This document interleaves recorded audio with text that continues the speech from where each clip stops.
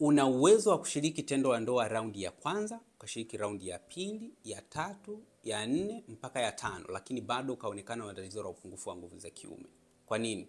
Kwa sababu nguvu za kiume sio uwezo wa mwanaume kushiriki raundi nyingi wakati wa tendo la ndoa. Nguvu za kiume ni uwezo wa mwanaume kushiriki tendo la ndoa kikamilifu. Iko hivi, kama utashiriki raundi nyingi, alafu kila raundi moja unashiriki ndani ya sekunde chache. Yani raundi ya kwanza umeshiriki labda sekunde 2 ukamwaga. Raundi ya pili dakika 3 ukamwaga. Raundi ya 4 ukamwaga. Yani unashiriki tendo kama kuku.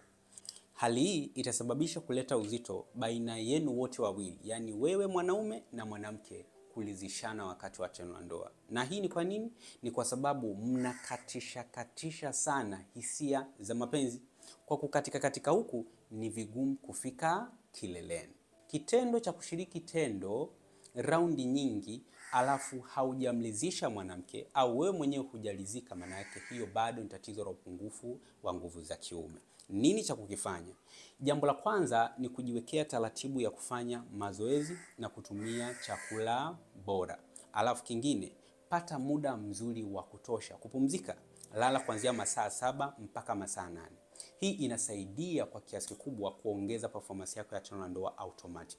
Fanya hivyo kwa mwendelezo. Ukiona bado hali yako inazidi kuwa mbaya, basi huenda ikahitaji kufanya matibabu.